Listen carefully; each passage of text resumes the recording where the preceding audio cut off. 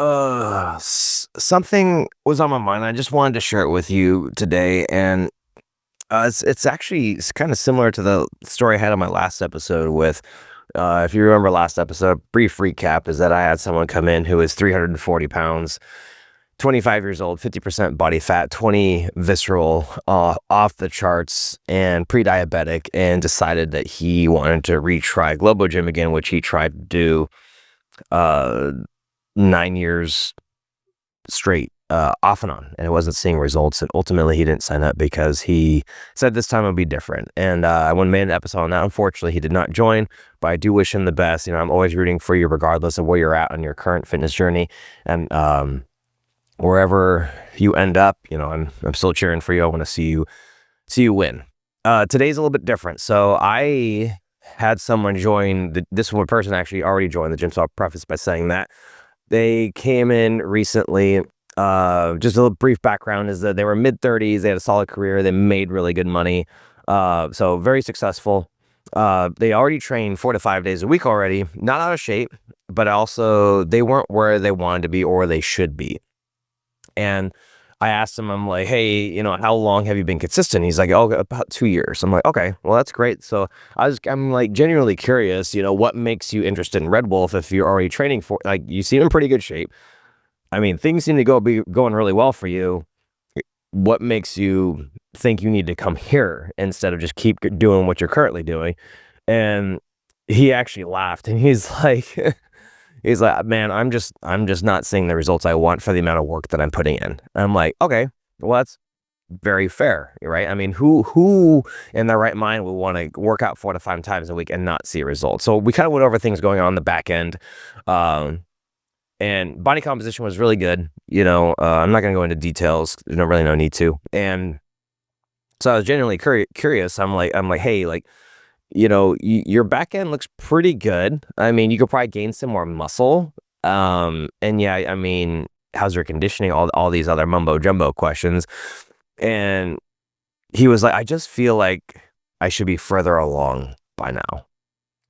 And then that line really stuck with me.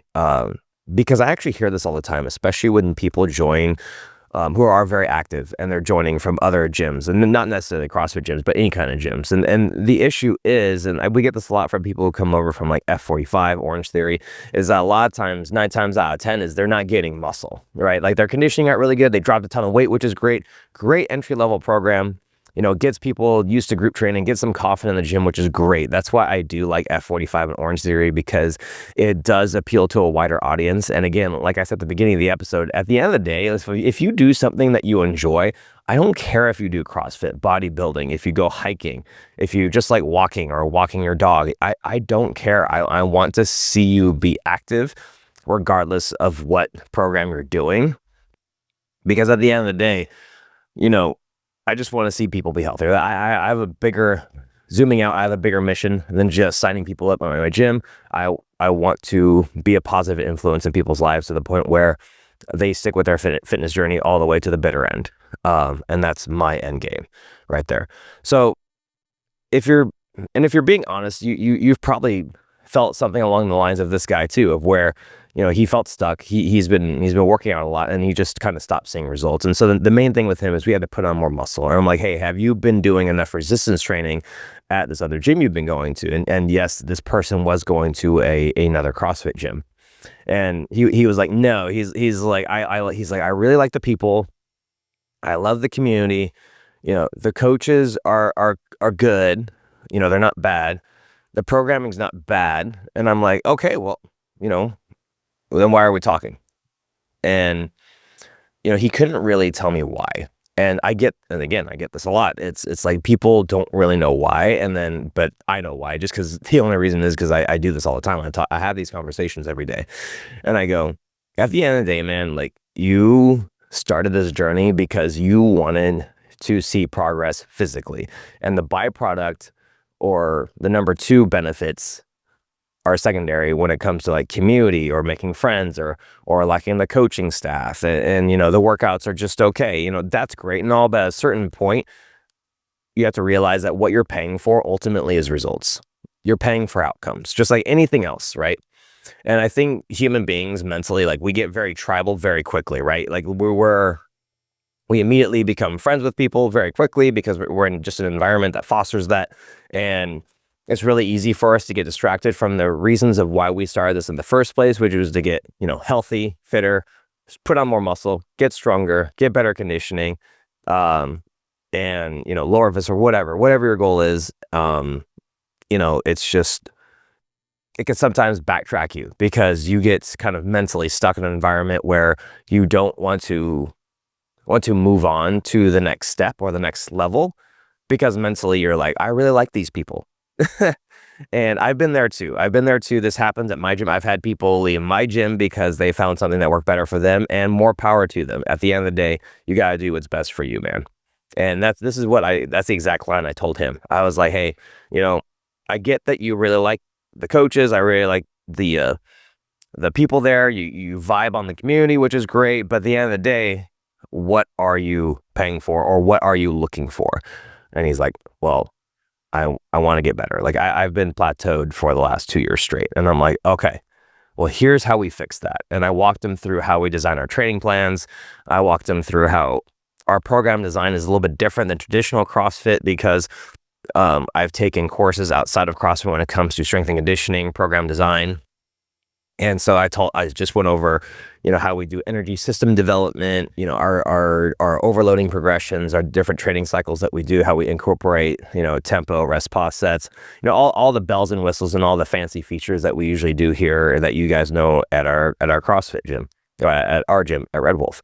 And we've had plenty of people come and go, and I've gotten a lot of feedback from people who've either dropped in other gyms or been to their friends' gyms, and they've been like, wow, like Red Wolf is definitely a little different.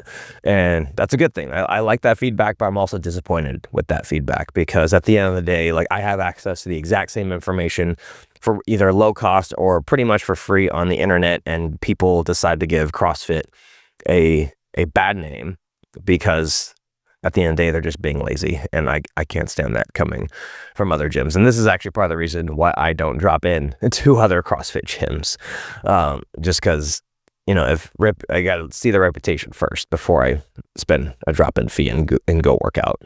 But I digress. Let's not go into that. Let's not open up that wound. So we have to shift the problem. So we have to focus on just facts and reframe, right? So if you're in this position of where you're kind of stuck, then this is what we have to do. And here's what most people get wrong. And they think that, and this guy's thought the same thing, is he thought that effort was a problem. He's like, I'm not just putting enough effort. I'm like, no, tell me exactly what your progressions are in the program design. Are there progressive overloads? Are you guys, how much rest are you taking between sets? How often are you doing tempo work, or are you doing a dedicated training cycle specifically to grow this? Are you getting some sort of individualized training or coaching with this problem that you're trying to solve? And he said, no. He's like, we squat like once or twice a month. We don't use a barbell very often. And I'm like, okay, well, there's your problem right there. I'm going to stop you right there. Like, say no more. Like, I can fix your problem right there. And there's a reason why we are known as kind of more of a barbell gym at Red Wolf, is because, well, barbells are hands down the most versatile thing because you can load it with the most amount of weight and you have the most variety of exercises that you can do with those. And so that's why we do a lot of barbell work. We do more barbell work than I would say the average CrossFit gym, just simply because we know how to train it properly, we know how to progress it properly, and we know all the skills and everything you need to know in order to do it, to make it the most effective and the most efficient exercise possible for you. So it's not effort. It definitely isn't. It's at the end of the day, you need to have a good system, and then also you need the right environment, because sometimes we outgrow the environment that we're currently in. And when you have a good training system, you have a good environment, I mean, all you have to do is show up and you're going to get results. And consistency without progression, you're just in maintenance mode constantly. And there's a truth about the fitness industry in general that most CrossFit gyms, or gyms in general, like boutique gyms, they don't have real progressions behind it. And this is, again, why we try and keep our gym population actually a little bit smaller, and we don't work with every single person, because we know that quality is going to be diluted if we just take on every single person who wants to get fit. And if we lowered our prices anymore, guess what? We would have overwhelming classes. Our classes are already big regardless. And so imagine if we had like a 30 to 35 to 40 person class, and we're trying to do actual real strength work with tempo. Not only like we could probably pull it off in the gym we're currently at, but I mean, can you imagine trying to get a barbell or even get coached remote, like getting coached at all? Probably not. It would just be a cluster fest in here, a buffet, like a boot camp, just with barbells. And I don't want to be like that. So again, most CrossFit gyms run random workouts. They call it coaching. And because at the end of the day, when I break this down, it's because that they have no real plan. They don't track anything and there's no clear progressions. They're just buying a program on the interwebs, like proven, like hard work pays off. Again, not bad programs, but is that the program that's going to be best for progressing your clients? Because who are they writing those programs for? Do they even know you? No. Like who are they programming for? Who are they designing their training plan around? It's like at the end of the day, they are a competitive training programs. They're going to base it off what they know, and what they know is competing. Now, is that what's best for your current clients who are 45 years old, or they're doctors, attorneys, entrepreneurs? You think that they really need to be doing some of the things that hard work pays off or proven does? No. And I know that they have a bunch of different tracks and they have different ways of scaling, but let's be real, the average CrossFit gym owner and coach don't really know how to do it properly, or to do it as an individualized way to the point where they're going to maximize results within that hour. And again, this is what separates Red Wolf from other gyms, is because we don't just have a cookie cutter set of program design for you. It's like we have all these subcategories, and then from those subcategories, it's just a template that we use just to kind of have a gauge. And then from there, we will change the workout completely for the person, for what their goals, their limitations are, their circumstances, how they're feeling that day. I can't tell you how many times I've done a personal training session with someone. Now, this is kind of off to the side, but personal training someone, and I had an entire plan laid out. Someone walks in, they're like, dude, I slept 2 hours last night. My kid was crying, and also I have a deadline for a huge project that's going to be due tomorrow. I dragged myself into the day. I'm just letting you know that I'm dragging. And I'm like, okay, no worries. So I scratch a plan completely and I redo something from the top, just right then and there, because that is what's going to be best for that person in that moment. So I have to set them up for success by making sure that they maximize their time. And I'm not just destroying them and pounding them into the ground, because this is also the reason why people leave. And this is why people stop doing CrossFit. This is why you see so many posts on Instagram about people being like, oh, CrossFit broke me. Well, it's like, dude, it's because you were probably doing a program that wasn't written for you, and you were probably trying to overreach yourself and trying to do things that CrossFit Games athletes or higher level athletes are doing when you're just a normal person. I'm not saying that in a negative way. I'm just saying that your circumstances are different, and circumstances do matter. Because if you have, 3 kids and you work a normal job, like a regular 9 to 5, I'm sorry, you're not going to have the same results following whatever Tia Toomey's doing than when you have a coach who's like, hey, you know what, maybe we should do this instead, just because of what's going on in life. So that way you actually recover better, and we keep those cortisol levels in check. And a lot of times people just want to sweat, right? But sweating doesn't always mean improving. Anyone can beat anyone into the ground. Like, I can throw anyone to an hour-long echo bike, burpee, kettlebell swing, chest to bar pull up, toes to bar, ring muscle up, wall ball workout, and just destroy them for an hour straight. Just make a 40-minute AMRAP or whatever and call it a day. But how are we going to feel the next day, and how are we actually going to progress? Not very well, right? So you have to show up, but you also have to make sure that everything is actually measured. So that's something we do here at Red Wolf, is make sure we measure our progress as much as possible. This is why we encourage people to log their workouts, because we do look at it. We do track the data, and we're like, where are we lacking and where are we doing well, and what can we improve constantly? And we're constantly changing the program anywhere between 4 and 16 week cycles, or anything in between that, to make sure that we are tracking that. And that way we can also look back and be like, hey, we did this progression, did this work or did it not? Black and white. And that's all we have to do. Same thing with the InBody scanner. Again, not 100% accurate when it comes to body composition, but it takes 45 seconds. I don't have to dunk you in a tank, or I don't have to pinch your skin. Awkward. So it really helps us get at least some sort of a ballpark, or get a pulse on what's going on underneath the hood. So that way we can progress you moving forward. And at the end of the day, that a lot of these gyms, you're not training, you're just exercising in a group, and you're just getting a good sweat on. Again, if that's for you, no worries. Keep doing what you're doing. Like, you've already won, my man. Like, you're killing it. Well done. Anyway, so the cheap gym illusion as well, because I I hear this all the time too, is that someone was like, "Oh, I found a cheaper gym." I did an Instagram post on this the other day because that actually happened. I'm not going to say who, of course, but I was like, "Good. There will always be someone cheaper," and this is a huge reason of decision making that people choose between us and other CrossFit gyms in the area. Because I'm going to come clean that I am the highest priced CrossFit gym in the area, but it's for a reason. Okay, because being a cheaper gym means you're going to get less attention. A cheaper gym gives less accountability, and a cheaper gym, when you have less accountability, means that there's no pressure to improve, and they have no pressure to get better. Because at the end of the day, it's like, when you think about it, like, think about if you went to your job and someone was paying you, you had a very like low paying person, client, vendor, whatever, whoever you're working with, or your boss just isn't paying you well. What's your incentive to actually try, or to like really like put in your best effort as putting that in, unless you're desperate for money, of course, right? Or whatever. I can't think of a really good scenario here, but at the end of the day, they don't care if you win. They just care if you pay, and they're charging low prices simply because they know that they're not confident enough to charge higher, because in order to charge higher, you have to provide the value to support it. Because it's not just gear. Like, I could load my gym up with fancy gear. Like, I mean, we do have really nice gear here, but you guys have to think about it. Let's say I just made you guys do, at my gym, if you go to my gym, let's just say I made you guys do burpees and running and sit-ups and double unders. Didn't touch a bar except for once a month.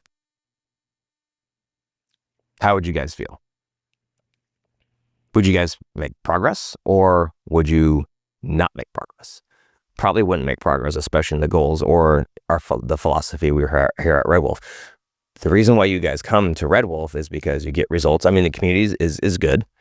Most CrossFit gym communities are, but at the end of the day, it's like you guys get results because of the coaching, and you guys get results of the program design.